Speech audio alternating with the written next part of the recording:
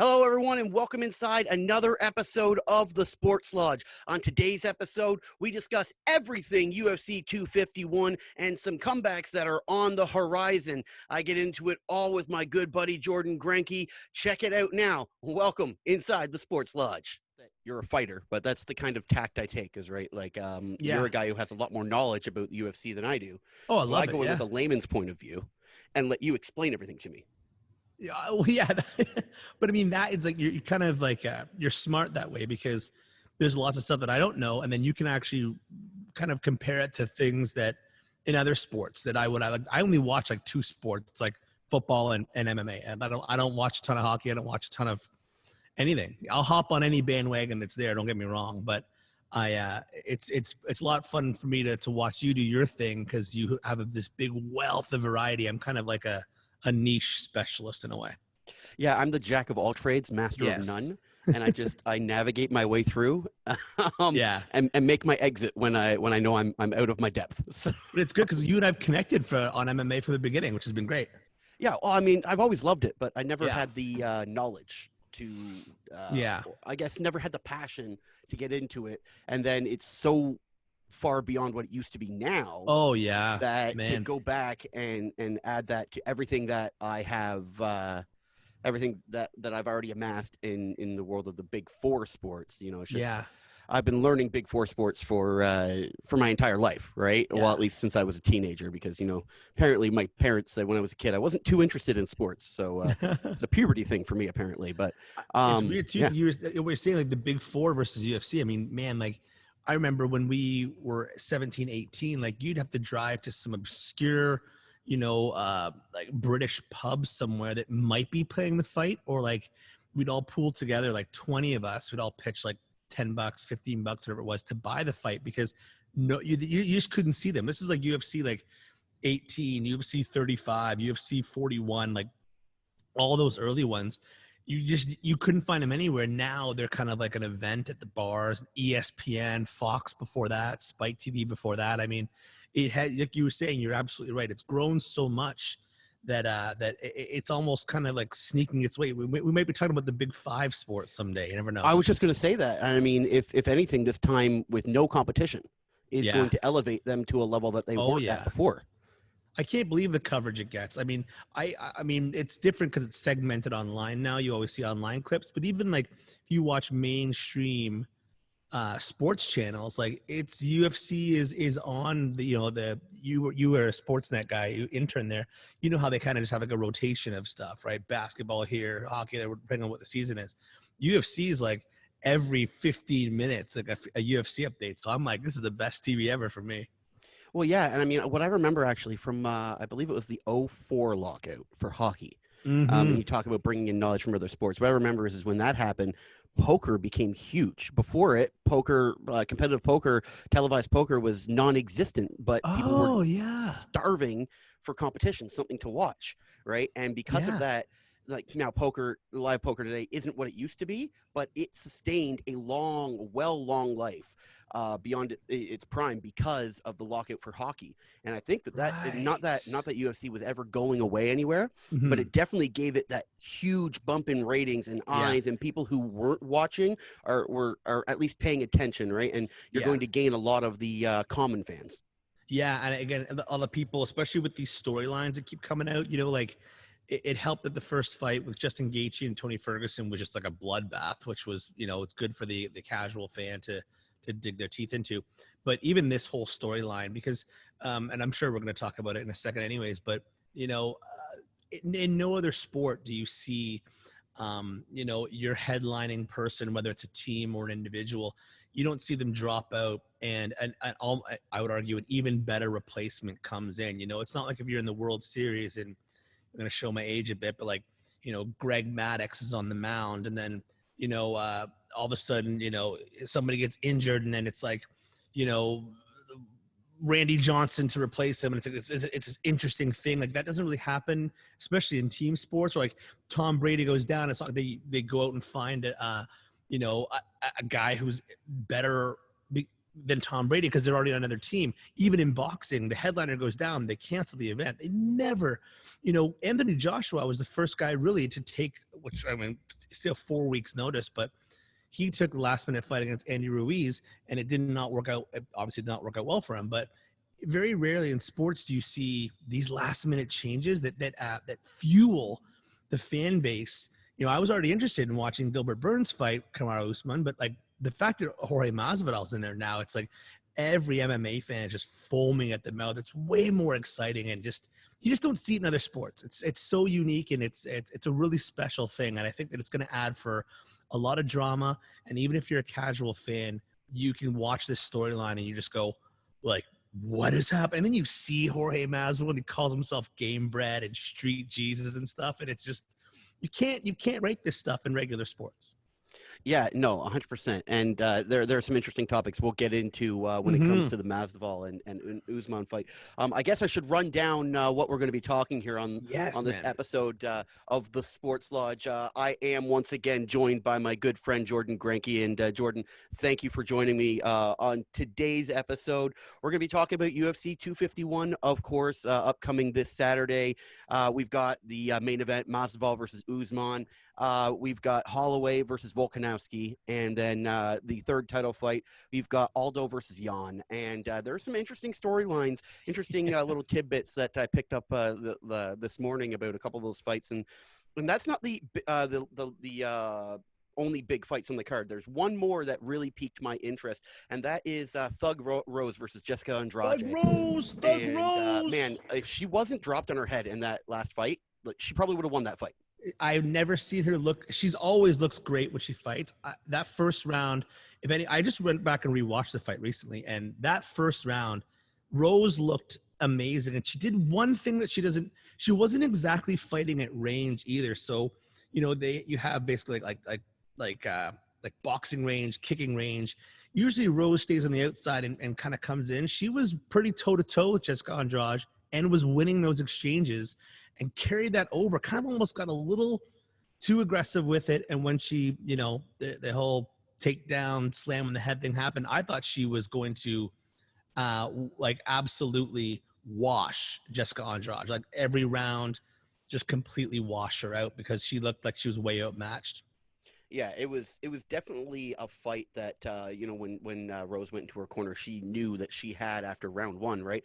I don't know what to call that, whether they call it a suplex, a slam, a takedown. It was nasty. I can tell you that much. It was legal, but it was nasty and shocked the entire MMA world. So I'm looking for a comeback. I guess we'll talk about this one. I had this one scheduled for the bottom of the show, but you know what? We're talking about it now, so might as well cover it. And I mean, you know, coming into it, I believe that Rose was on a little bit of a winning streak, and then, you know, it kind of rocked her world, right? You know, when something like that happens, that really makes you question your career path. And from what DC was saying on the Hawani show today, she's a quiet person. She lives a life like me and you, where she likes to watch TV with her family. She doesn't like the big lifestyle, the fancy lifestyle that a lot of the other celebrities in the UFC live. And when she was the champ, it was too much for her to handle.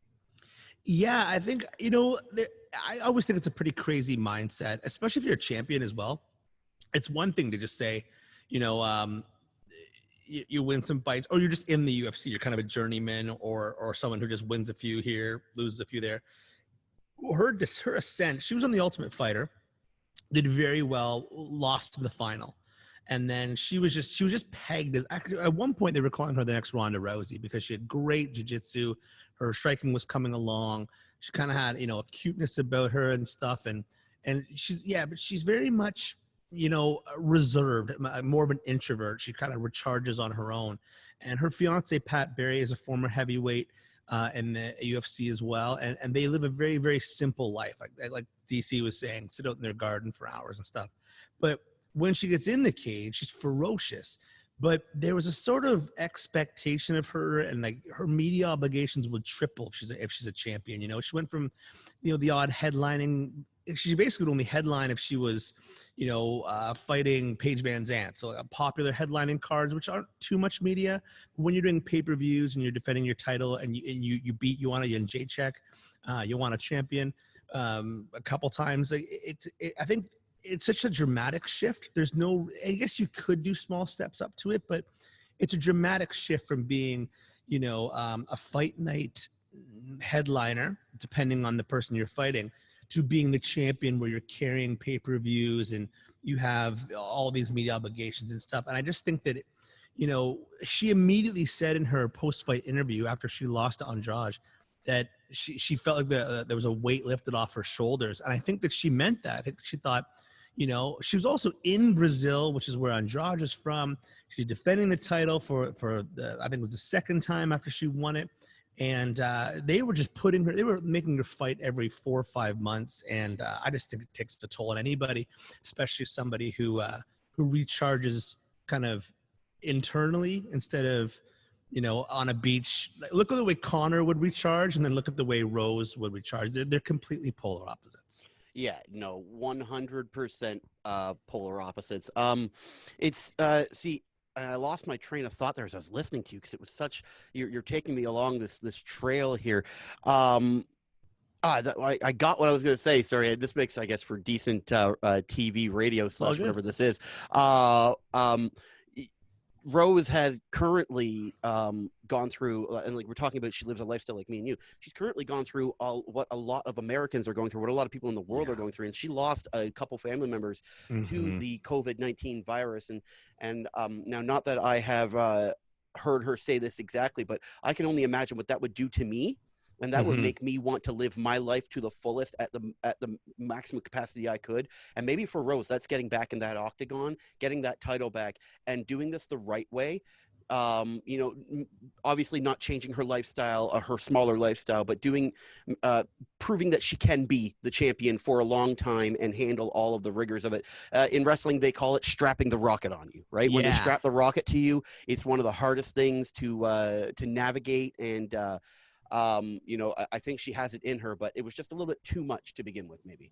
Yeah, again, like the pressure alone is going to be really, really difficult for anyone to handle. There's a lot of flying all over the place, media obligations, and these are the things that also they're incentivized. So the more you do them, the more you might get paid, or the UFC can actually incentivize them as well. Just saying that, the more you do, the more we'll pay you. We might give you a bonus if you're going to do an extra ESPN spot. We might, if you can travel to New York for the weekend, we're going to put you up. We're also going to pay you a little bit of money. It's all incentivized. So what ends up happening is you kind of want to build your brand because that will help your sponsors and stuff. It's a bit of a vicious cycle, but then that takes away from your training and takes away from your routine, away from your family and stuff. And the UFC does a great job of doing these countdown and these embedded shows, which I love to watch. It's such great content, especially when you think about it from a production standpoint. But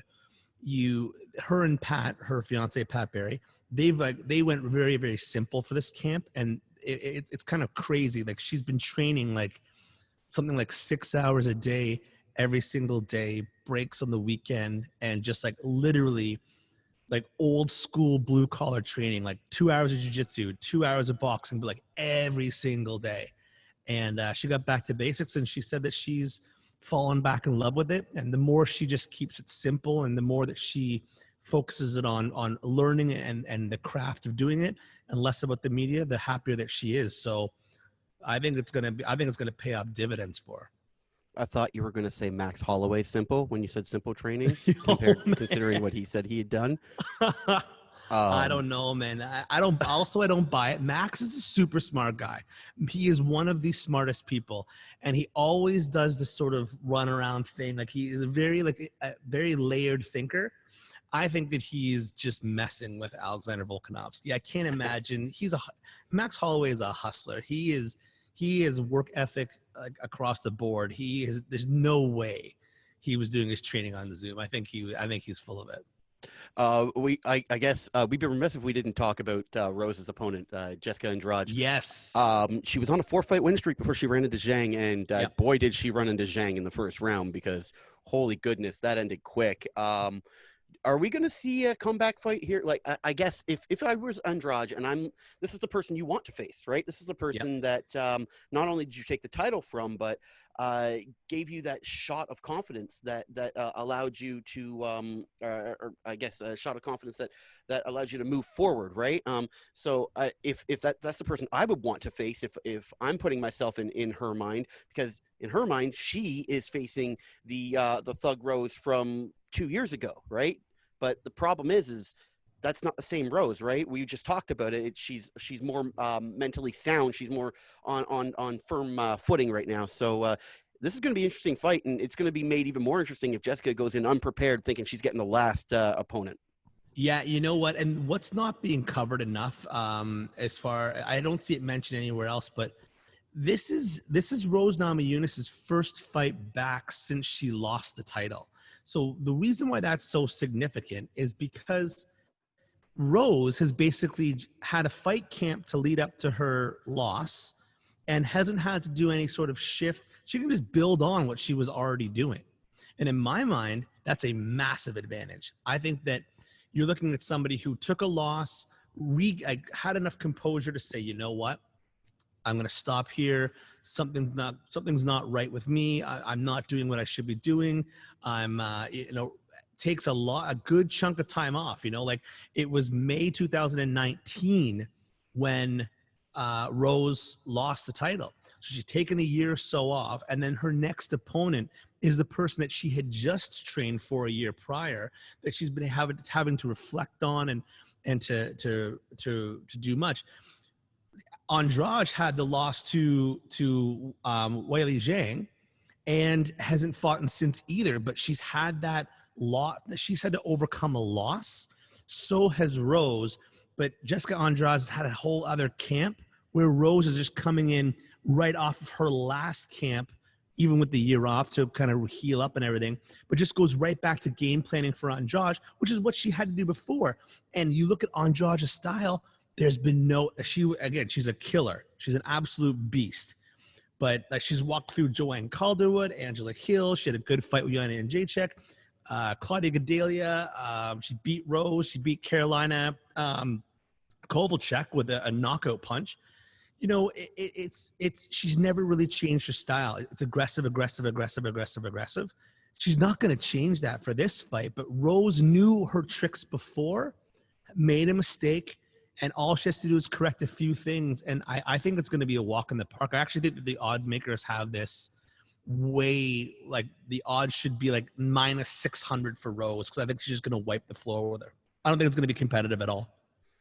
So you don't think that getting slammed on her head is going to affect her game plan? Because like you said before, she was going in tighter than she used to, and that got her caught. So does she change that this time? Maybe not go in so tight, but does that affect her first round striking ability? Like was that the reason why she was so competitive in that first fight, because she was so close to her and striking her? So that's the one question I have is this going to change the way she is going to game plan, I guess? 100%. I think that there's this unspoken thing. I shouldn't say unspoken. There's unquantifiable thing where you fall in love with something that isn't like once you find a new trick, like it's like having a brand new phone. You can't put it down, right? Rose Namajunas basically cut her teeth on her jiu-jitsu and her groundwork, and then she got hands. And as soon as she got hands, she started lighting people up. Then she knocks out Joanna Jędrzejczyk. Then she puts it all together, and you fall in love with this, right? Once you realize the power in your two hands, it becomes a fight. And I think that you could watch her in that first round of the Andrade fight. It's that she starts off at distance, gets in, and she's sticking and moving. She's getting clipped a little bit, but she's in there and she's really digging it. So I think she's just sort of, her head wasn't in it maybe, and she's admitted as much, but I think she fell in love with her new favorite trick. I think now she's built on all of her skills. It would be pointless for Jessica Andrade to change her style now.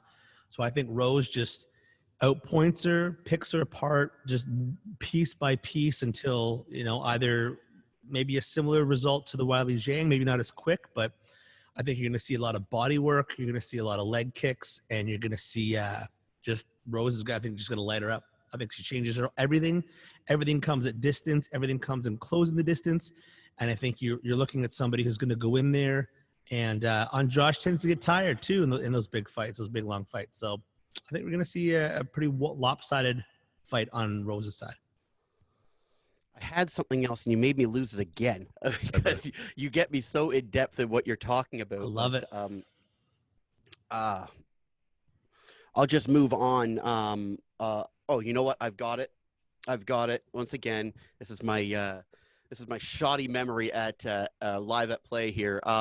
You said that she fell in love with the hands, right? Yeah. And, but could that be maybe attributed to the fact that people like you and me, UFC fans, and maybe even UFC executives, they know that that's what sells. People start to boo, get bored, maybe turn the channel, walk away from the TV when people are laying on top of each other for a lot of the fight. Unless there's chokes or arm bars, leg bars, something cool and neat happening on the mat, it tends to turn the eyes and the attention away from the UFC. So could the UFC and the fans kind of be blamed for making making Rose fall in love with her hands, because she knows as well as we know that that's where the money's earned?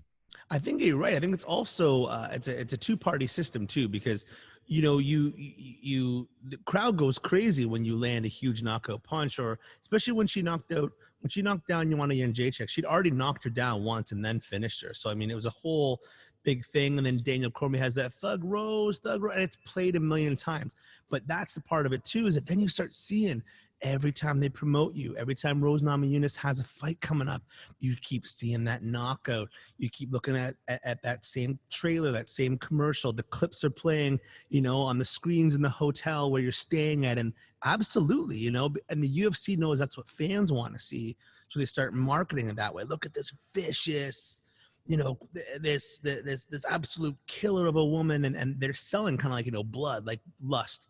And then I think, I think that is part of it too. You fall in love with like, well, this is what's making me so popular. I'm now making more money. I'm getting more opportunities. I'm getting more attention. And again, we talk about her.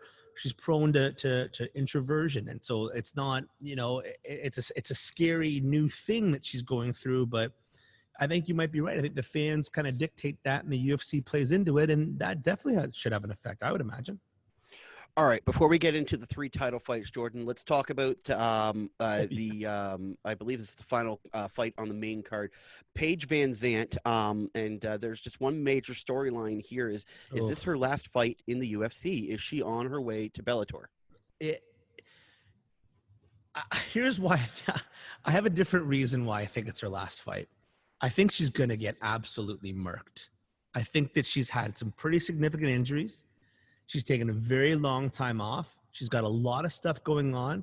And I think that she fights for fun instead of fighting for, like, you know, the gold and that drive that, you know, she's earned every opportunity. And I'm not saying anything negative against the stuff that she's earned, you know, but she's sort of spoken openly about the lack of pay. I think that she's peaked as far as her commitment goes. And I think the UFC has done her dirty. Like her opponent, for those of you who don't know, is an absolute, like, I think she might be the next star in that division. She's so good. I believe she's 7-1, isn't she? Yeah. And to be perfectly honest, I think that, I hate, you know what? This can be a hot take for all I want. I think the UFC is actually using Paige VanZant to catapult her opponent. I think that because there's always a shine thing, right? Like when Conor fought Nate got some extra shine because of the whole Conor thing, right? But what happens after that is Nate's stock goes up. Nate's an even bigger star. Why? Because regardless of how it went, right? You fought Conor, right? You fought Conor. Even Eddie Alvarez, you know, his stock went up, his price went up. It's like a shine effect, right? I think Amanda Ribas, like, she's fighting and is going to beat Paige VanZant as a way to catapult her and take that shine to build her up to a bigger UFC star. Yeah, Paige has been or has faced criticism that she's more into social media than she is into fighting. And I mean, you know, I can't say one way or the other if that's the truth or not, but I can tell you that Bellator is definitely the B league when it's MMA. Not that there aren't good fighters there and people don't cross over, but we're talking about the KHL versus the NHL here, right? So You are.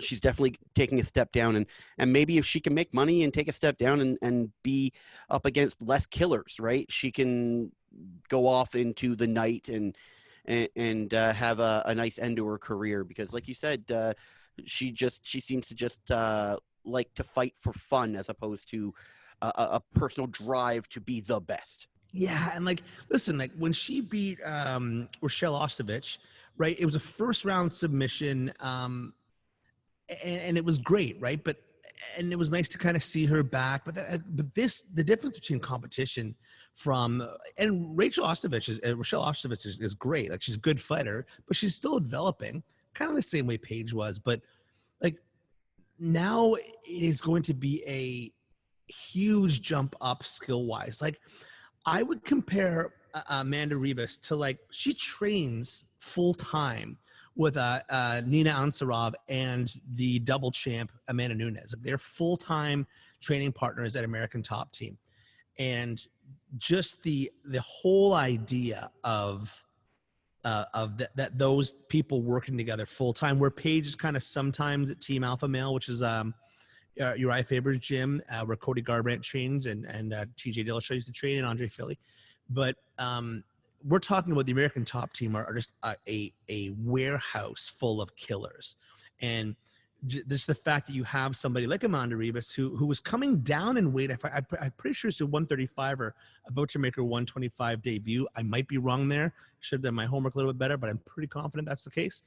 And we're talking about somebody who is talked about in her gym, a gym full of killers, as an amazing prospect. And she has more wins already than Paige Van Zandt. She hasn't been in the UFC as long, but you know, she's a 26-year-old Brazilian, fights out of 18. Just all these boxes are getting checked, John. And I just don't see, I think this is going to be her breakthrough fight, and she'll have a big W over PVZ. All right, let's move on through the card. Let's go from the bottom to the top here. Let's talk about Aldo and Jan. Some interesting storylines here for this one.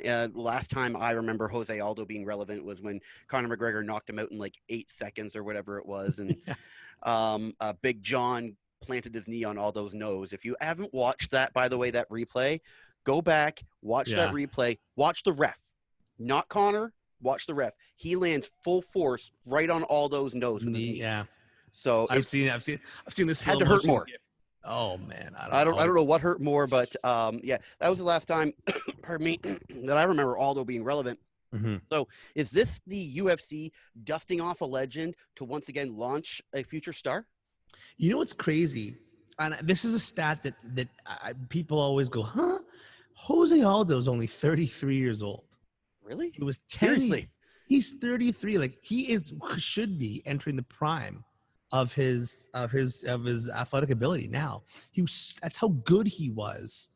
But I think that there's two big parts to this. One, he's been in some wars, but two, his natural weight class was 145, and he's been going. This is his second fight at 135, and he had a few weight cut issues, even making 145. But when he faced Marlon Moraes in his last fight, Jose Aldo looked phenomenal. Like he looked like the old Jose Aldo, full of energy, absolute killer, different variety of strikes. He should have landed more leg kicks in that fight, but otherwise his countering looked good. It was an amazing fight. It really, really was. And it gives me confidence if he's doing the weight cut properly that I think he's going to look pretty good. The problem is that Peter Yan is a beast. And I do think there's a little bit of that shine that we're talking about with Paige Van Zandt. I think they kind of gave him, Uriah Faber, and then he had a big coming out party with that win. I think after this, it's kind of, he's getting a couple legends under his belt. He's likely the future of that division, either him or Aljamain Sterling. Things are heating up at 135 for sure. Yeah, it was interesting. Did you hear? I'm assuming you watched the Helwani show, DC Yeah. Helwani show. It was very interesting how he got to fight Island. He was supposed to make a connecting flight, and I can't remember the country he was supposed to make a connecting flight in, but that country had banned all international flights. Yeah, So they while he had was to in the make air. a deal with some cargo plane company to make it a Yeah. passenger plane company just to get Jan and his team over to Abu Dhabi. So it just builds the story, right? Like if this guy ends up walking away with the title, then I mean, like just the lore of it all is just so much Yeah. better. And he's a hard-working guy who's cut his teeth. He's a really, really explosive fighter. He's got great hands. He trains like ruthlessly hard. I think it's one of my favorite actual matchups on the card because they're actually very, very similar. They throw kicks the same way. They like to counter, like to throw heavy hands. I'm really excited for the fight. Um, I would have loved to have seen Peter Yan today and Jose Aldo from 10 years ago. That would be my favorite. But I think Aldo's got a good shot. He's definitely a live dog in this fight. All right. I don't have much. I mean, I don't have much on Yawn. Personally, like I said, I'm kind of a layman when it comes to Yeah. UFC, right? So when these new guys come up, these guys who are like, say they fought outside of the UFC and Mhm. in Invicta or in Bellator or where it might be, and they've built up their MMA record. I am a guy who kind of like, yeah, but their UFC record is such and such. So what was their real record? That's why I like to go to guys like you. Tell me a little Yeah, bit more yeah. about Jan. I've heard that he's a bulldog, right? So He's a is he a special fighter. finisher or is he a guy who Yeah. does likes it on the mat? So Peter Yan is, in my opinion, he's a really kind of one of those special fighters. He's one of those guys that grew up doing everything, and you can count him out on all of his fights. Since he went in the UFC, I don't remember who he fought. Ishihara was his first fight. Never heard of him. Right, he had a TKO in the first round, and then everyone's like, "Whoa!" And then he just goes on these massive tears as his competition has has um, has gotten harder, he seems to have gotten better. And that is usually the indicator when you start being matched up with like Jimmy Rivera, John Dodson. John Dodson actually, he landed a hard punch, stunned Peter Yan, and then Peter Yan just murked him the rest of the fight. He's great on the ground, but he's a hands guy. Boxing is definitely his base. You're talking about a guy who hasn't lost since 2016. He cut his teeth in like the Moscow Russian circuit, but he jumped right in and has not lost in the UFC. Yeah, everybody I just mentioned there. His last win was Uriah Faber. He beat Jimmy Rivera. He beat John Dodson. He beat all these guys. A lot of them are one-sided unanimous decisions, mostly on the feet, or he's got a couple like big TKO and KO highlights to his name. I think I think I have him beating Aldo. I'd love to see Aldo win though. That's the thing. I'm a big nostalgic guy. But no, Peter Yan's the real deal. He's super, super special. He should have had the title shot before Dominic Cruz because he's just been on such a tear and all of his wins are so impressive. So this is a guy who will be here. He'll be a mainstay in that division for a long time. You brought up Uriah Faber, and Mm, we were talking about dusting off, or I said dusting off legends, and I mean that's I mean I understand Faber's lore and what he was, right? mm-hmm. But really, he walked away. He walked away on his own volition, Yep. and in my opinion, when you do that, the fire is almost gone, right? There's really has to be something else to ignite it. Maybe you never became champion. Maybe you were never the top of your division or something like Mm-hmm. that, right? And I never saw that with Faber. It was almost to me screamed like a money fight, right? Like Faber's like, yeah, I'll take that, and I'll I'll go in there. He probably thought he was going to beat him. Don't get me wrong, Yeah. but there's a difference in thinking you're going to beat him and then preparing and going into overdrive into the way these younger fighters do and just overtake. Yeah, Uriah Faber has paved the way for all these lighter weight classes. He was really the first star in the WEC. He almost single-handedly built Dominic Cruz. He had the shine thing with Jose Aldo, where Jose Aldo and him fought in one of the biggest WEC fights. He's such an important role, first really marketable lower weight fighter that you saw. And had it not been for him, maybe you wouldn't have seen the WEC even merge with the UFC, and then have all these incredible the Connors, the Frank Yeager fights down there now. The Max Holloways, the Jose Aldos, the Cody Garbrandts, the Henry Cejudos, all these, and even in a way that could have paved the way for women to come in, and all these different things. So has such an important part. But Father Time is undefeated, and he is up there in age. I think he's 40 now, and he's been at a long time. He can still compete, which I think is what probably pushes him to want to keep doing it. He still has heavy hands. He's crazy athletic, lives a very, very clean lifestyle, super positive person, and people just are drawn to him. So it's hard to just all of a sudden stop doing that. I know he has the gym. The gym does well. Which is Team Alpha Male, also known as Ultimate Fitness, UF, Ultimate Fitness, Uriah Faber. And then when his fight back, he had a first round knockout. So you come back after 2.5 years off, and you start your guy, a young up and comer. You've just got, the juices start flowing, and you'll take whoever you want. And the next person to come in and took Peter Yan, and it wasn't a pretty night. No, it definitely wasn't. All right, moving on up to the Max Holloway Volkanovski fight. Oh, boy. And we got into this a little bit earlier with Holloway's jokes on Volkanovski, and I mean, I'm right there with you. I don't think this guy just trained via Zoom his whole time. And I mean, DC kind of outed him on the Hawani show, saying that he had texted him saying he had a guy over there. I think it was doing jujitsu or something. Just playing tricks here. And Max is another legend, but or a legend in the making, I should say. A guy who will be a legend once he's all done in this fight game. But going up against Volkanovski and losing twice in a row, that's a career killer, isn't it, Jordan? It's purgatory. So that it's just one of those things. We just talked about Uriah Faber. Uriah Faber tried to fight Dominic Cruz twice while he was the champion and just could not beat him. And then you get put in this odd purgatory of headlining small UFC cards, being able to beat numbers 5, 4, and 3 and 2, but nobody wants to see you lose the champion again. It puts you in fighter's purgatory. You still get paid a little bit, but Max, I feel like there's a lot of pressure on him. I know he's a very easygoing guy, but I feel like there's a lot of pressure on him to prove himself. It puts him in a tough spot. I'm just looking at my stats here. I want to touch back on that Zoom comment again, because it just shows how gullible the betting world is. And I guess DC brought it up. His odds, he was the underdog by plus 140, but as soon as he mentioned that he hadn't trained anything but Zoom, he went to plus 200.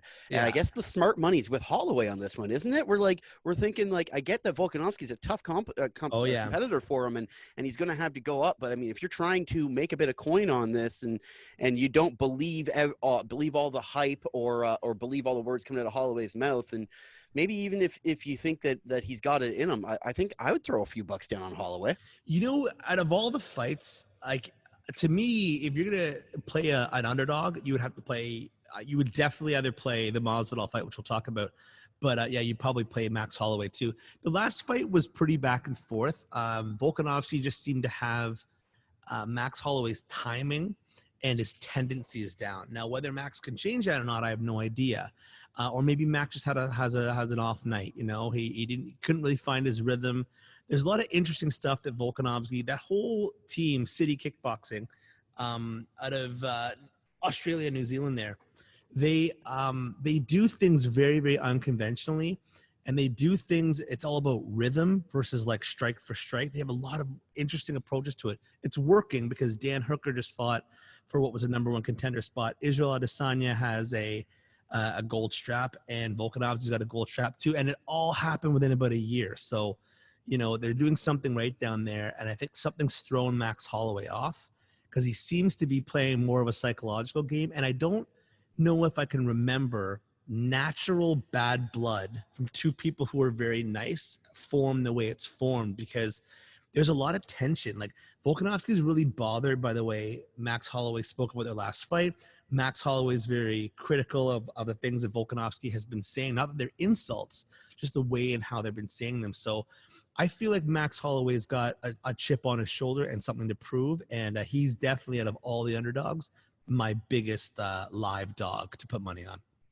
Yeah, and just looking at Volkanovski's history, he's not a guy who finishes a lot of these fights. He goes to decision No. quite a few.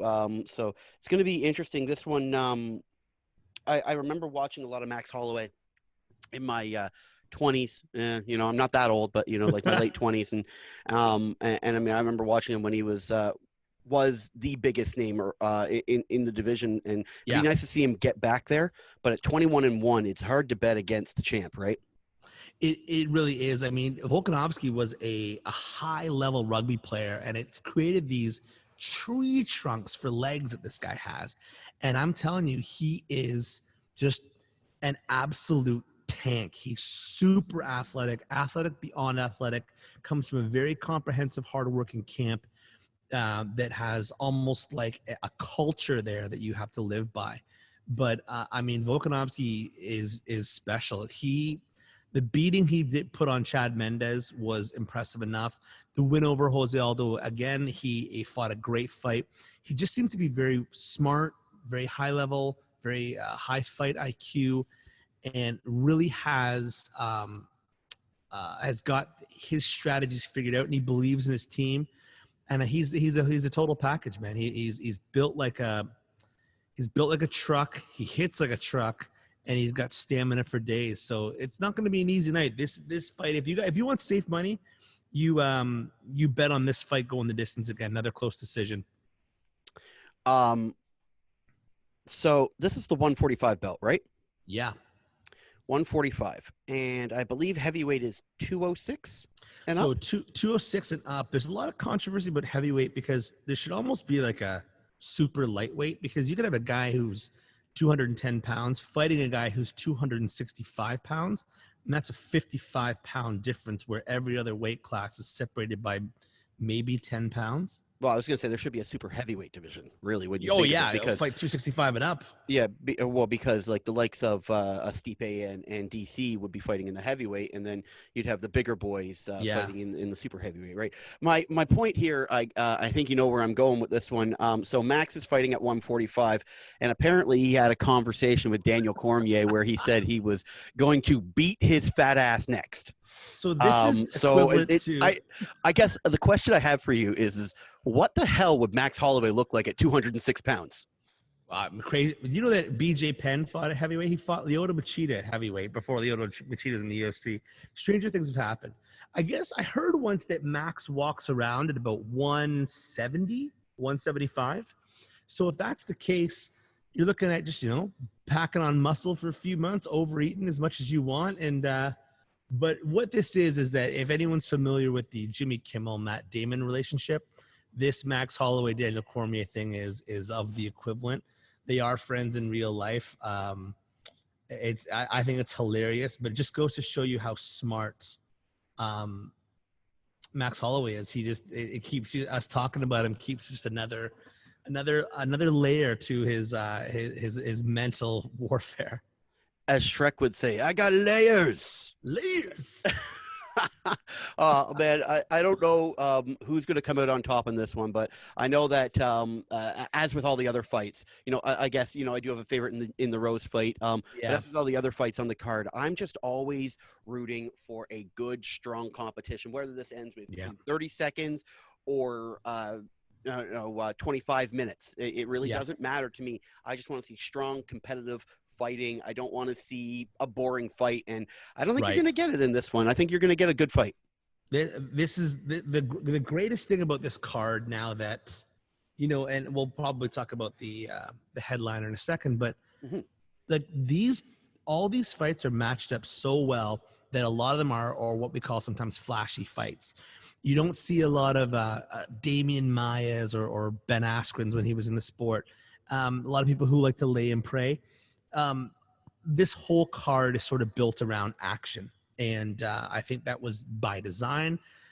Even a lot of the fights on the undercard, I'll let people do their own research on that. But There's a ton of great fights. This whole main card is just styles make fights, and it was designed to be exciting, style versus style. Like Paige and Amanda, that's going to be mostly on the feet unless Amanda decides to take it to the ground, right? Aldo and Jan is going to be stand up the entire time. Max and Volkanovski, exact same thing, very similar styles. And it was, for the headliner, supposed to be wrestler versus jiu-jitsu guy, which would have made the ground stuff interesting, right? So yeah, it's going to be a great night of mixed martial arts for people. All eyes are on the UFC. It's the first evening on Fight Island. So they did this right. They have the right fights with the right amount of star power. It's going to be great. I guess we got to talk about it, the main event, and you want to say that they did it right. They did it right, but they also had the title fight that everybody wanted just fall into their lap. And start by saying, Gilbert Burns, wish you a speedy recovery. Never want to hear anybody getting sick and then having to be replaced from the fight. That is not what anyone was ever hoping for. But that being said, this is definitely the fight everybody wanted. This is the reason Masvidal hadn't fought in the UFC, because this is the fight he wanted, and he wanted more money, and they were at war, the UFC and Masvidal's camp. And as DC said, you got to give it to them because they got exactly what they wanted. And it's a no-lose situation here for Jorge, right? It's he's going into the fight on 6 days' notice, and if he wins, he's the king, and if he loses, well, I didn't have time to prepare. It's genius. It's one of the most, some people always say that, like, and I'm a music industry guy, so people always say that, your managers and like your publicists and stuff, like, they just take your money, that they're not worth it, that they're all, blood-sucking like lawyers, right? Mike Perry might say that. What's that? Perry might say that. Oh, Mike Perry for sure believes that, and the IRS. But they did this right. They set up. So for people who are not familiar with the situation, once Masvidal beat Nate Diaz, it was going to be Kamaru Usman fought Colby Covington, and they each won their fights. And it was supposed to be that they fought, and then contract negotiations for mostly on Masvidal's side fell through, and he wanted to be paid a little bit more because it was a welterweight title fight. The pandemic hit, a lot of things changed. They couldn't get it worked out, and Jorge walked away from the table. UFC said, "Take it or leave it." He said, "I'll leave it." And the Gilbert Burns was put in. Gilbert Burns has been on absolute tear. He's actually fought twice in this pandemic. And actually technically 3 times, because as the pandemic hit, there was a card on that Saturday. He won that fight, and then beat Tyron Woodley, former champion, and then that set him up for this thing. So they had him in. Gilbert Burns tests positive for COVID-19 a week before the fight. Kamaru Usman's left without an opponent. The Fight Island has no headliner, and then they approached Masvidal. Masvidal said, "Here's my number." They couldn't get exactly to that number, but I guess they got more than 85% of the way there. He said yes, but the management got them to a situation where he's the hero for saving it.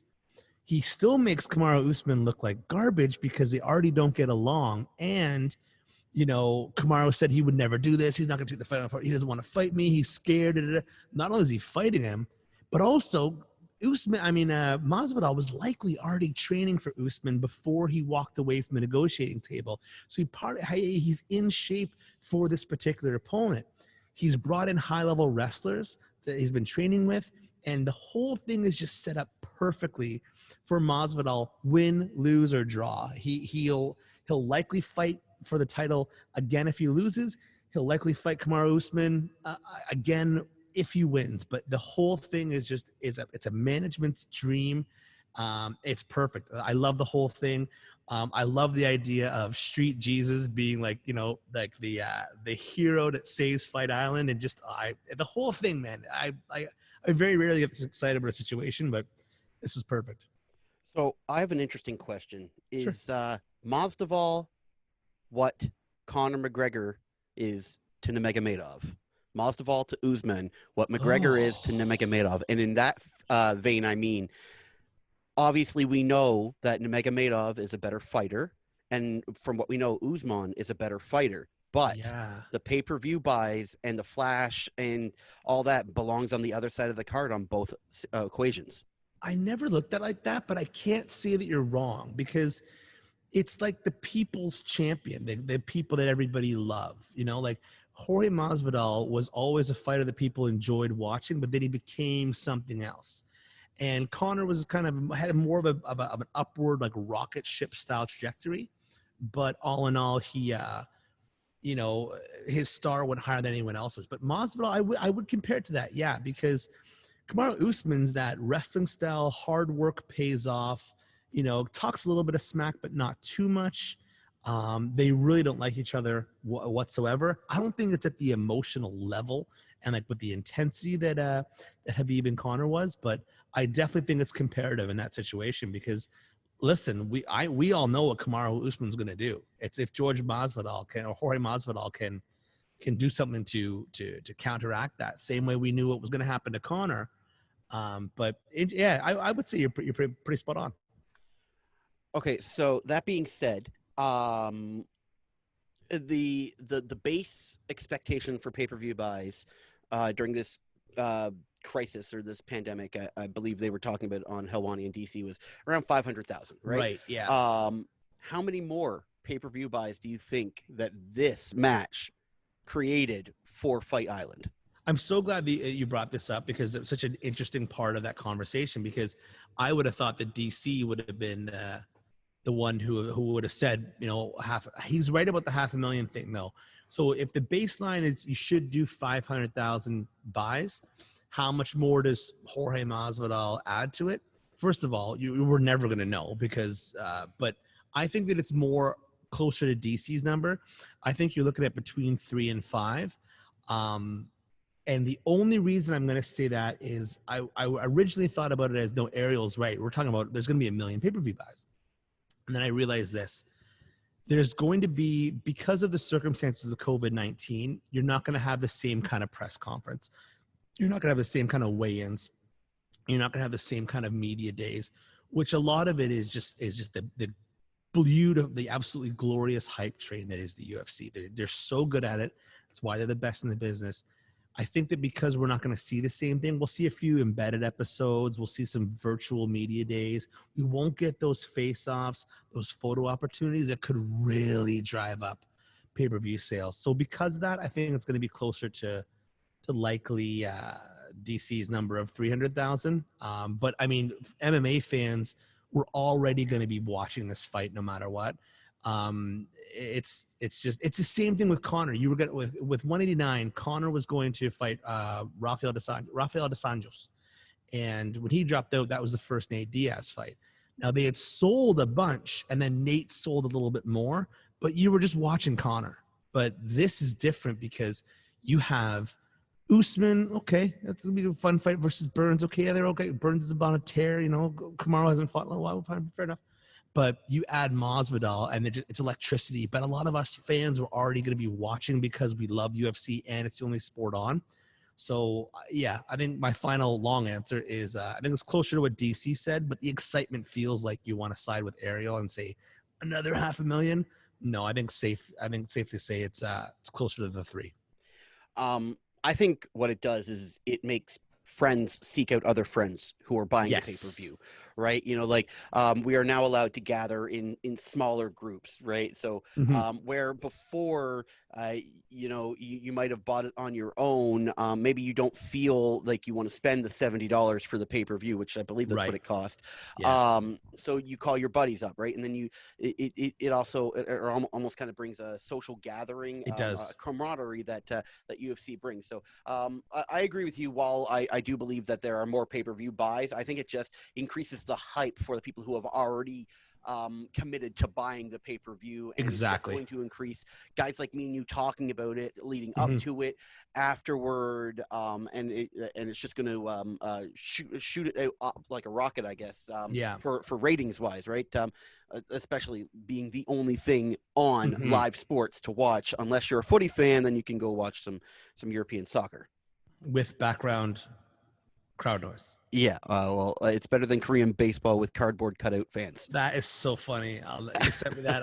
I nearly passed out. I was like, you got to be kidding me. All right. So last fight that Masvidal lost was against Wonderboy in 2017. Yeah. Took a little bit of a break and then came back on a tear. He came back on a tear that saw a 4-fight win streak, I believe, and Yeah. he had the record-setting knockout of Ben Askren. I believe that Hmm. retired Askren, did it not? Well, yeah. I mean, Ben Askren. No, sorry. So Ben Askren went on to fight Damian Maya and Oh, okay. lost a pretty uneventful grappling decision, and then just said he actually needed hip surgery, like a hip replacement at his age, because he was such a competitive wrestler that he just. I mean, he'd be probably 2 years off before he could compete again. Ben's easily in his late 30s, so I think he just called it a career. And I don't think he was going to be in for too many more big paydays with the UFC. Kind of went 1-2, beat Robbie Lawler, but he's you know what's funny? I kind of feel bad for him. Like every time Jorge Masvidal fights now, he's gonna have to see that knockout on replay, and he said as much on Twitter. He's like, "Here we go, another week of just Jorge kneeing me in the face." It's the greatest knockout, in my So opinion. good. Like it was. Okay, so which one's one and which one's two? The Masvidal knockout on Askren, the McGregor knockout on Aldo. The Aldo, God, it's so funny. So they're both similar in in the sense that, but they were so quick and they were so devastating. But the thing with the McGregor one was, though, it was the first time a lighter weight class was able to headline a card above a heavier weight class. And what I mean by that is that historically, the heavier the weight was for if they had multiple title fights, the heavier weight just went last. I don't know why. There was no real rule beside it, but the Weidman fought Luke Rockhold. Chris Weidman and Luke Rockhold fight at 185 middleweight, and then Conor and Aldo were actually the headliner, and they're at 145. And it was just like there was just this like thing with that, like Jose Aldo hadn't lost in 10 years, undefeated in the UFC. No one came close to beating him, just murking people. Maybe one of the best fighters of all time, easily the king of featherweights, as far as I was concerned. And then Conor and all the crap that they talked, and just it was the fact that he pulled out of the fight, and then he had to fight Chad Mendes, and then and there was this tension that I had never experienced before in my life. I remember like being at the Boston Pizza and sitting on like the dining room side because the bar was full, and like I had to see this, and when it happened, it was just there was nothing else like it. To me, the flying knee knockout of Ben Askren is a very close second, just because of the buildup of that and all the trash talk, and just then you find out that like Jorge Masvidal had been practicing that move for weeks, and completely actually set up, even the way he kind of curve runs, and the whole thing was planned to a T. And he had to put himself in the fire. All Ben Askren wants to do is grab onto his legs. So there's different variables that make it interesting. But the Conor one to me is just, it's, without being too much of a Conor fanboy, it was just such a special thing that was never going to happen. Yeah, I think what added to that, Conor, was the fact that he predicted exactly what he was going to do before the fight. Like he said he was going to dodge and then land, and exactly what happened. The only difference, Askren didn't get any offense off whatsoever, whereas Aldo got the one shot that barely landed, and McGregor rocked his world. I was just going to bring up the point that you brought up, that Askren was looking to shoot straight out of the get-go, and Masvidal had to know that, and that's exactly why you were saying he was practicing that move for weeks heading up into it. He was anticipating that this guy wasn't going to come to the middle and throw knuckles. This guy was going to dive for my knees, so he's going to eat one of them. So the crazy thing about that too is that Ben Askren, every fighter, once you get into like the very sort of boring technical parts of fighting, there's all these things like tendencies and likelihoods and all that stuff. And what Jorge Masvidal and his team, again, American top team, one of the best, if not the best gym in the world. What they did was they noticed that when people come in at a certain angle from Ben Askren, he always commits his head to his right-hand side. That's kind of just, and it's a natural thing that wrestlers do. Like they always want to move their heads while nobody wants to, it's even football talk. They don't want to put your head straight. You want to get off into the body.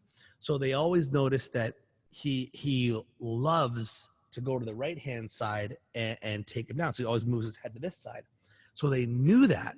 So if you watch on these replays, Masvidal comes off the cage, hands behind his back, being like, okay. He knows that if he rushes towards him, Ben Askren's going to take him down.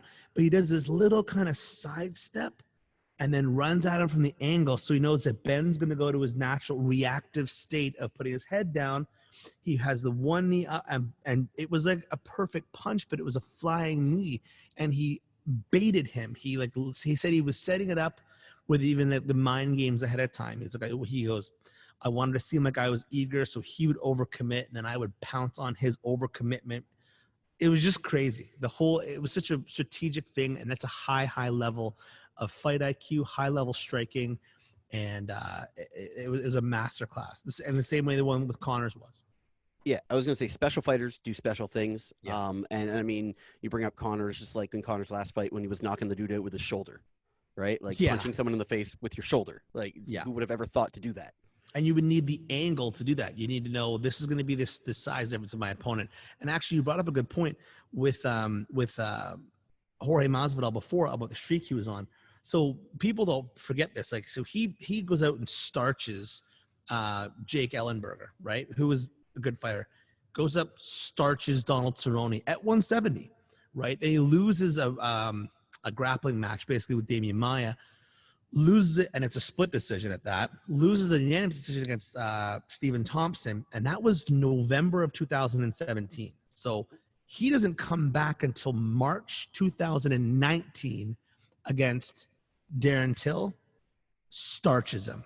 Comes out July. Yeah, it was fight weekend, international fight weekend. Comes out, starches Ben Askren. Right, within a year from him losing to Stephen Thompson. 2 years with a year off, right? He beats Nate Diaz, right? All finishes, all in the span of 8.5 months, and now he gets his title shot. So he came back. He literally says I did some soul searching, came back and decided I got to start finishing people, and just has started finishing people. So you were right when you said he went on a tear. He beat 3 of the toughest dudes out there and finished them all.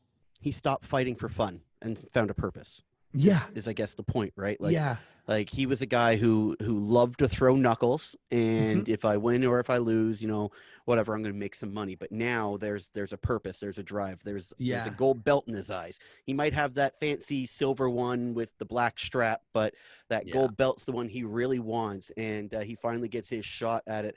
Got a couple more questions about this fight before we move on to the final topic here. First one, 20 pounds in 5 days for Masvidal. Is that going to be a problem? I think again, like Max Holloway trading on Zoom, I think it's the same thing. I think that he had probably 20 pounds to cut. I think he's probably looking at more like 10. He posted a photo of today of him. All he has to do is cut his beard to lose 10 pounds. Yeah, so have a haircut and cut your beard. Look at 10 pounds there. I think he's a natural 10-pound cutter. And what that means is that he's more of a walk around at 185, and it's an easy cut to 170. So he fights it closer to his natural weight class, where I think Kamaru Usman's probably has to lose more weight. I think that it's actually out of proportion. I think that it was a way to distract or to have another storyline or something for Kamaru Usman to consider. I think he wants Kamaru Usman to think that he'll get tired, which he won't. I think it's a mind game. I think he didn't look any heavier than he ever has before. And, but even guys like all these fighters, they can cut 15, 20 pounds in 4 days. Yeah, that's what DC was saying. You go do 5-minute rope sessions or skip rope sessions out in that heat in Abu Dhabi. Oh, it's 130 degrees every time. So 85% humidity. Finally, I mentioned it. The black strap, the BMF. Yeah. There have been some questions as to why this belt isn't on the line as well. And do you think that the BMF title should be defended in every single fight? You know what? I loved everything that this whole show should just be a review of the DC and Helwani show. But what Daniel Cormier said was exactly right. The BMF title was made just because there was a really, really special fight, and there's a certain kind of essence of a person that exudes that.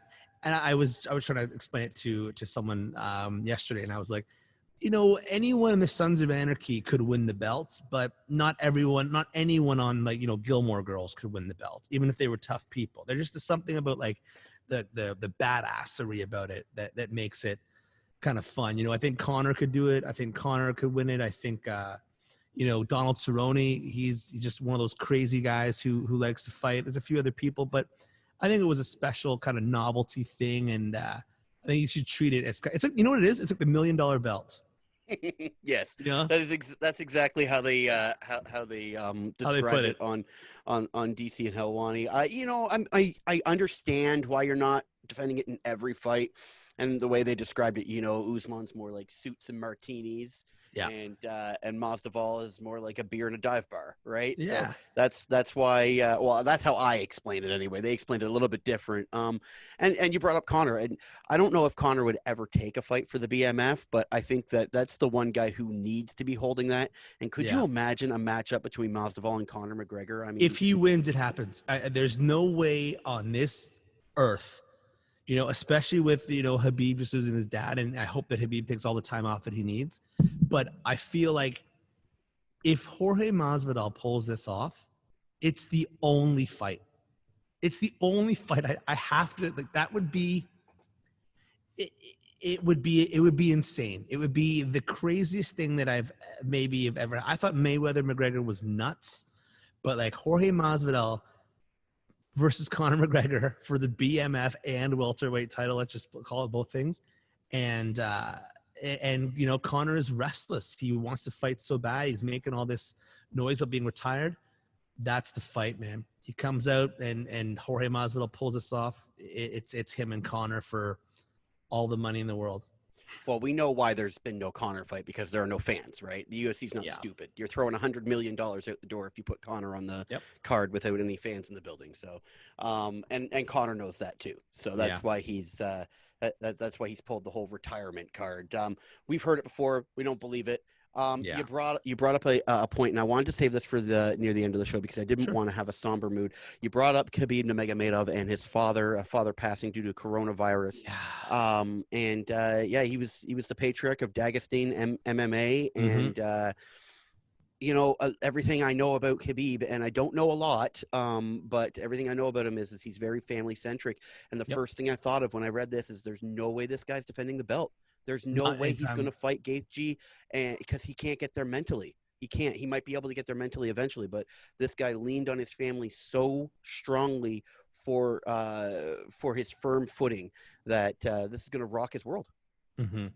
So Abdulmanap Nurmagomedov was Habib's father, and but also his head coach. And let's put it this way: like when Vladimir Putin reaches out and makes a statement about Habib's dad, you know how well he was respected and how much he was loved in everything that he did for the people of his country, for Habib himself. And you saw it in the outpouring of comments from people who had gotten a chance to spend time with him, and what a big impact he had on their lives. The one in particular was the thing that stands out the most is that for years, because of visa issues, Habib's dad couldn't come and corner him, but Habib always started his training camps with his dad, wrestling when he was younger, all that stuff. So there was visa issues, which is why a lot of people sort of in the mainstream UFC and MMA community don't necessarily know all about him. But the people in the fight game, the people that have been around Habib, the people at AKA his gym, people like Daniel Cormier and stuff, they know how special he was. And it's hard to put into words, but he's basically responsible in a lot of ways for Dagestani MMA completely, like across the board. So he'll be horribly missed. He'll be praised and he'll be missed in a lot of ways. I know that culturally, Habib's community and his friends, they're very spiritual, so they'll be dealing with this in a very spiritual way. And I think that he deserves some time off, and it's a once in a lifetime thing that people don't really ever get over. And whenever he comes back, if he comes back, he'll be better than ever. Yeah, that's the big question. If right? Yeah. Because he's widely known as one of the best pound for pound fighters in the UFC, and there haven't been very many people who could really compete against him Right. and really stand a chance. And in his mind, his White Dragon fight was why am I forgetting uh, George St. Pierre's name for some reason? His White Dragon to chase was George St. Pierre, and that was turned down by the Yeah. UFC. So if his dream fight was turned down, and now he's lost the patriarch of the family, and I mean, we're Mm-hmm. not talking about a man who died old. He was in his 50s, I believe, right? This is Late 50s. COVID-19 got him. Yeah, it Yeah. was COVID-19. He was in his late 50s too, so he was fairly young. My father is older than that, so Yeah. I can put myself directly in Habib's shoes and imagine where I would be if it happened Yeah. to me. And I'm not the world champion who has the eyes like of the entire fight world on them, who has to perform at the 100%. If you don't perform at 100%, then you might as well hand the belt over. Mm-hmm. And in my opinion, I don't want to see someone perform after they've lost their father so soon. Well, what's good? I fully am with the UFC going to the Nurmagomedov camp and saying, listen, take whatever time you need. If it's Yeah. 2021, if it's 2022, come back to us. If you don't have the belt, you'll have a chance at the strap to integrate the strap as soon as you come back. And I think that that's what you're going to see, and there'll be no pressure. What's good about, I mean, there's a lot of politics that go into the fighting and stuff like that, and Dana White's not exactly on board with everything that fighters do. When it comes to loss and it comes to, you know, yeah, loss or these horrible sacrifices, they're always met by the UFC with overwhelming support, right? Whether it's John Jones and his legal stuff, the UFC's there. Recently, Robert Whitaker had to donate bone marrow for his own daughter, and privately just said, it's a private thing. Somebody finally figured out what it was, but Dana White's like, you can have as much time off as you want, like no pressure. You let me know when you want to fight again, and they've been good like that. What's interesting though is that you're going to probably see a situation where Habib won't talk about his dad. You won't see a big statement, I don't think, from him. He's talked about the end of his career a few times. It would be unfortunate, but because he's so committed to his spirituality and his religion and his belief that he doesn't fight for money, he doesn't fight for anything but himself, and for pride mostly. If the one person he was fighting for is no longer around, he might call it a day and basically take up the mantle of what his father was doing, which was pushing for Dagestani MMA and for wrestling and for sport to grow in his home country. And he can make a lot of money and a good life for himself doing that, and it gives back, which is a big part of his religion as well. Selfishly, I have to say that if that is the case, I'll be a little upset at the fact that we don't ever get to see Conor Habib 2, because in my opinion, the first fight was not a fair representation of what McGregor is capable of. No. We know that he was not clean. I don't care what the USADA tests say or what they were covering up. There's no way that Conor McGregor was 100% drug free leading up to that camp, leading up to or that whiskey fight. free. Or whiskey free, or he had there was something that was it was at the peak of the well, not the peak, but I'll say the lowest low that Conor McGregor had faced, right? And there was to see him come back in his last fight and look clean and efficient and mean, and you're just like, man, where was this guy? This is the guy I want to see fight Habib, right? So selfishly, if Habib walks away and never fights again, I'll be upset because I don't get to see the true Habib versus Conor. But I understand it. I do. If he decides to walk away and take up his father's mantle, I can't say that there's any more honorable cause. Yeah, I mean, and the guy, again, Habib does what Habib wants and always has. He's played the game a little bit, but no one's going to tell him what to do. It might be interesting if there's a scenario where Conor, when people start coming back in arenas, especially overseas, like the thing I can't help but I think what's going to happen next, if the countries can work themselves out, is that New Zealand is back to basics. New Zealand is just they're all business. Like there's 80,000 people watching rugby in the stadiums. They're 100% clean. If they can get people over there, right? Imagine bringing Conor and whoever you want to one of those huge rugby or soccer stadiums in in New Zealand, or I guess it'd have to be only New Zealand right now, but that would be great. And I think you bring Conor back, and Conor builds up his thing. Give Khabib his time off. Let the curiosity grow a little bit. Let Conor kind of get back to his winning ways, and then you blow it out with a fight with all of them, right? I think the interesting thing too is that you'd probably see a respectful Conor who did have a nice message. He went on Twitter and said that the loss of a father, a coach, and a dedicated supporter of the sport, condolences and rest in peace. Um, and you might see a more competitively spirited match, which would be great for Conor, great for Khabib. And I think that when you come back with these circumstances, I think that it would interest Khabib more. There's so much animosity and friction with them right now that, why would you want to give Conor a second fight? And there's that kind of spite. But I think more than anything, Conor gets a few wins under his belts, and Khabib takes some time off. I think that's a good recipe. Yeah, it's funny. I brought up the fact that Conor McGregor was going to be on the first card with fans to my buddy the other day, and he didn't believe me. But I was like, man, who sells it in an arena faster than McGregor, right? And Nobody. I said it was going to be, and this was before the passing of Habib's father. I said it was going to be Habib McGregor on the marquee for wherever they were selling it out. And obviously that's not going to be the case now because we know what had happened. But McGregor's definitely going to be on that marquee. Who he faces, it could be Masvidal, it could be Gaethje, it could be Poirier. A lot of people want to see Dustin Poirier versus Conor McGregor. Is that something that you're interested in? No, not at all. I mean, it was such a lopsided fight when they were at a lower weight class. I think Conor's bigger, Conor's sharper now, has even more confidence. Also, too, I love Dustin Poirier. He's an absolute warrior. Dustin Poirier takes more risks in his fights now than he ever has, where before he was a little more technical, in and out. He's more prone to kind of engaging into stand-up wars. I think Conor would do something identical to him, and I think he'd probably do it with a kick. But no, I don't want to see that again. I think that Poirier is getting himself into a lot of wars, and I think that if his chin was suspect before, I don't think it holds up to Conor now. I feel like Conor at a higher weight class, which is where Dustin fights now, before where they fought before, is just a bad idea. Stylistically, unless Dustin was just going to try and take him down the whole time, I don't think you'd see much of a different result.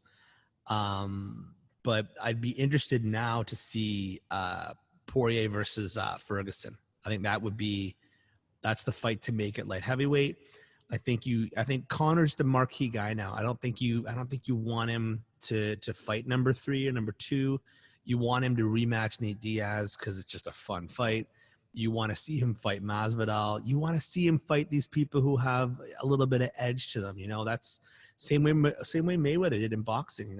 As he waited for someone with some controversy to come in, or somebody with a lot of shine, and go after him that way. But I think Conor is one of your marquee guys. I think at one point, if he runs out of people, you throw money at people like GSP to come back, or you throw, there's always a star. There's always someone else that rises up that kind of comes through. But I mean, Conor's, I think, has got 3 fights. I think he could fight Ferguson. I think he fights Nate Diaz again. And he either fights Usman, or I hope Masvidal wins for the sake of him just calling out Conor, and then that's the fight. Masvidal will do it. I'm telling you right now, as sure as I know anything in the world, like if Masvidal wins that belt, he gets the mic and it's just like, oh, I guess you can't. But however they're doing the post-fight interviews, he goes up there and he's like, Conor McGregor come out of retirement, uses a ton of expletives, and then that's the fight. You mentioned it. Sorry, as I collect my thoughts, you mentioned how Dustin Poirier, going back to him, he takes a lot of risks, and that wouldn't be a very good game plan against Conor McGregor. And I mean, I guess you look back to the fight night against Dan Hooker. His whole defense to Dan Hooker was to let him punch him in the face, right, as much as he possibly could. Yeah. And I personally, I have the same belief. I don't think that he's able to withstand as many of Conor's punches to the face as he did Hooker's. And so, up the weight class too, right? So you'll be heavier, so the punches will be more powerful. That's the big one too. Yeah, and it's a huge difference, right? So, yeah, it's not a fight I personally want to see. The fight, you mentioned it, the Masvidal McGregor. That's what everybody wants to see. Another thing that could be said about Dustin Poirier versus McGregor, you would have never ever seen McGregor on a fight night. Um, at least not when he was the Conor McGregor we know, right? Like Exactly. Yeah. maybe the Yeah. up and coming Conor McGregor who's just coming out of Ireland, who's super skinny and has that shaved head and that crazy look in his eyes. But I could see Poirier kind of coming in as a last minute replacement to a fight that Conor already had, kind of like how Nate Diaz did. I could see that happening, but I don't think the UFC goes and schedules. I think Poirier's got a lot of good fights. You could put him against a lot of people, especially Tony Ferguson. But I just think that like Poirier's not that Donald Cerrone is a fan favorite, right? And Conor, I don't want to say he was a warm up fight, but it was Cowboy's not Cowboy when he was 33. It's Cowboy when he's had 1.5 million fights, and Conor's coming in fresh after a couple of years off and training hard and stuff. So I think that you need somebody that just has a little bit more to them. But I think Poirier is still going to have. So I think if he fights Gaethje again, because he beat Gaethje, he fights Tony Ferguson, another incredible fight. There's just a lot of good things happening for Dustin Poirier, and he's a great guy. He's a draw now, and he's a fan favorite. And but I just don't think he's at the level to fight Conor and headline a card on purpose. On purpose. That's a great qualifier or quantifier, I should say. So we talked about going up a weight class. Yeah. Right. And this is where we're going to end it. We've got a couple comebacks here coming up in the UFC, going up a weight class. And one that I found out that, and I mean, I guess I should have been a little bit more in the know on this because this guy's been one of my favorite fighters, but I kind of lost track of him since he retired. We have Alexander the Mauler Gustafsson, who is making his comeback on the 25th of this month on Fight Island, and man, he's stepping up a weight class. He's going up to the heavyweight class, and he looks mean. I looked at some photos, and I would not want, not that I want to go into the octagon with any of these people. Not even the women's division, straw weight, whatever lightest fighter. I don't want to go into the octagon with any of them. But looking at the difference between Gustafsson at light heavyweight and him at heavyweight, he just looks like he belongs in the heavyweight division. He's just more filled out. And solid. The question is, will his cardio hold up? So this is interesting. Last week, there was a fight with Gian Villante and Maurice Green. And if anyone saw that and knows who Gian Villante is, Gian Villante basically came out, and this is a guy who was like a physical specimen, but he came out with just basically a beer belly and fought at heavyweight. And it was a very strange sight. So when you hear about somebody who's a light heavyweight, goes up in weight, that's kind of what I think sometimes. It looks like he got off the couch and came to fight. I don't know what was going on. I don't know. But when you see these pictures of Alexander Gustafsson, like he looks thick and solid. Like his arms look big. His frame is tight. Like his legs look bigger. He looks mean. And this is already a guy who was mean at 205. His neck looks like a leg. Oh, I know. His arm is just, maybe this is just one of those things, the last piece of the puzzle for him. Like, he already hits hard. He already has finishing power, but he's so light on his feet. And he doesn't get taken down a lot. He did against Phil Davis years ago, then literally turned around and started training with Phil Davis and said, please show me how you did that and how to defend it. I never want to be in that position again. And then Gus has just been Gus. He gets hit with some shots. He loses a lot at home, which I guess maybe the pressure kind of gets to him, but he almost very rarely loses if he's not fighting in Sweden. Just kind of seems to be like this, pressure point for him. He's going to fight Fabricio Verdum, former heavyweight champion. Has not looked the same after USADA. And it looked like absolute garbage in his last fight. So unless Fabricio Verdum, who's getting up there in age as well, he's a submission specialist, but doesn't have great entry points for takedowns. I think Alexander Gustafsson is going to light up Fabricio Verdum. I think he catapults himself to a massive heavyweight contender. I think that he almost beat Daniel Cormier at light heavyweight. I don't think you're going to see Cormier or Miocic after they fight again. I think that's probably it for both of them. But I think heavyweight Gus is going to be a big, big problem. I'll do the hot take thing for you. I'll pull a Stephen A. Smith here. I think Gus gives Francis Ngannou trouble because Ngannou's big and he's muscular and he's powerful, but Gus is elusive and doesn't get hit all that much when he sticks to his game plan.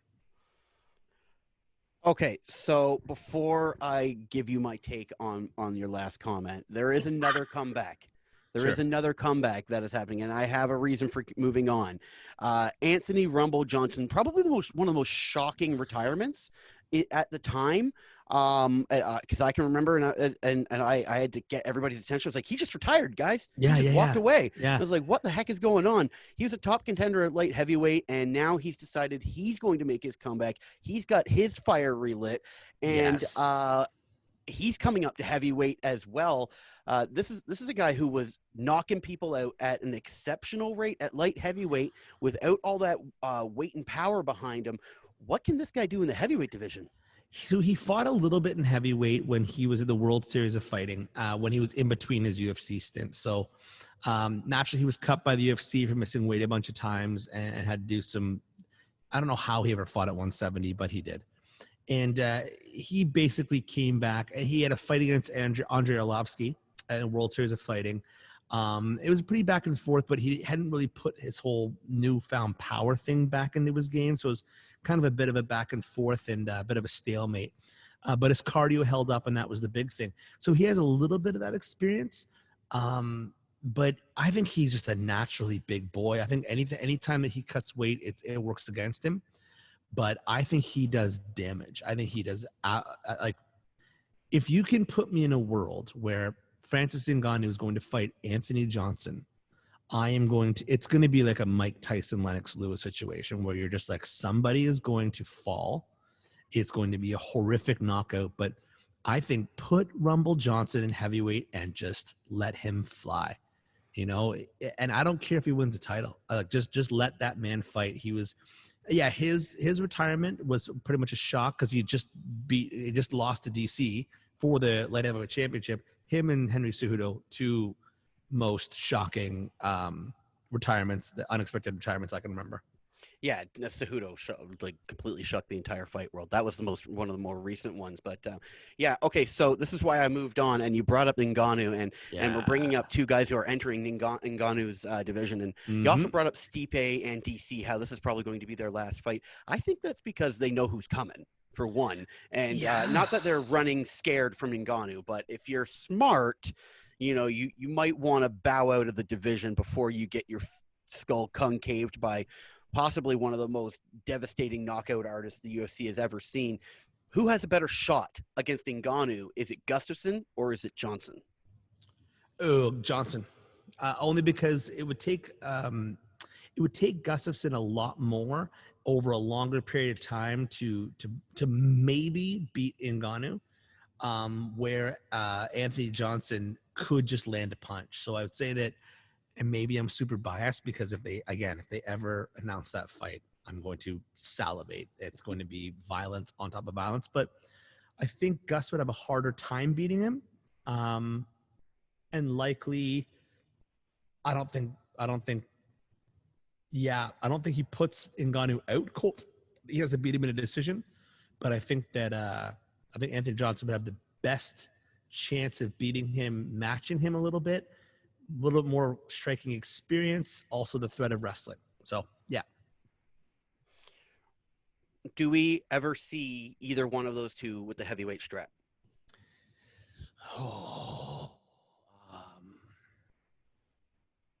Because that would be a career made for both, right? So yeah, I think you would see. I think Gustafsson has the best chance of being a champion. I still say Anthony Johnson has the best chance of beating Ngannou, but the best champion could just be a different path they take. Maybe it runs through Ngannou. Maybe it's themselves fighting for the belts. But I just think that Gustafsson I just think he's quick, fast heavyweights always do well. You know, whether you're Mike Tyson, and when there's an absence of that, it just becomes kind of a swinging door. Like Cain Velasquez was 233, fast, you know, and could just swing, right? And every time you have a fast-moving heavyweight who can hit, it's always going to be them. You know, I mean, Randy Couture was the champion for years. Yeah, the heavyweight. All he did was lay on people, right? I loved Randy. Don't get me wrong, but all he really did was lay on people. So press him up against the cage and pull him down for 5 rounds. Yeah, but it's interesting that you brought the speed and whatnot in heavyweight because that's what Stipe is. He is, yeah. And Stipe's got a wrestling background, Golden Gloves boxer.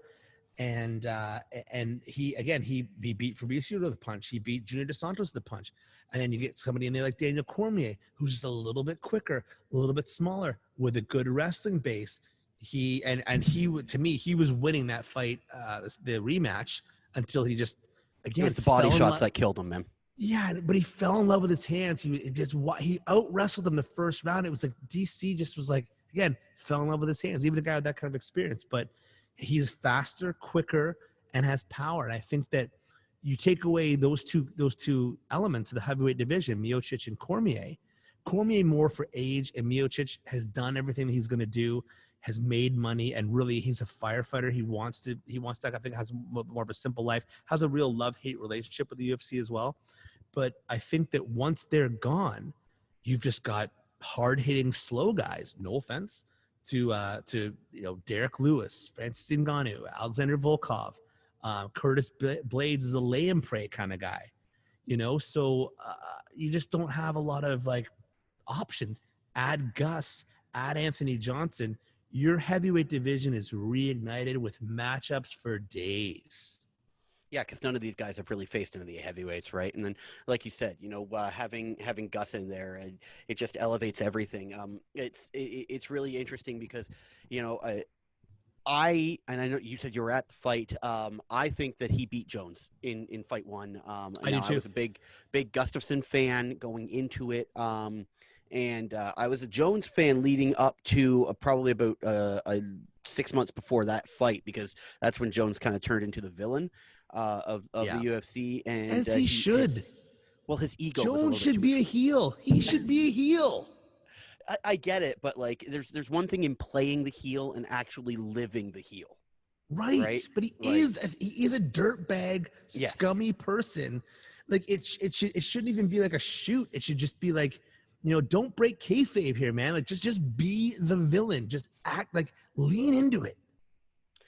I don't know if I agree with that too much, because Conor McGregor leaned into the villain a little too much, and look where that got him, right? So, right up his nose. Yeah, exactly. And behind some bars, right? So, yeah. I guess I got to get out of here, man, before my computer dies, because I'm at 25% here. But I got 12. This has been an amazing conversation. Buddy. Once again, I got to thank you for joining me on another episode of the Sports Lodge UFC edition, UFC 251 edition. I'm going to go and grab me a proper 12, a glass of proper 12, and finish off my night editing this video. Thanks for joining me, man. Always a pleasure, and we'll talk next time. Yeah, man, I'm excited. Enjoy the fights when you watch them.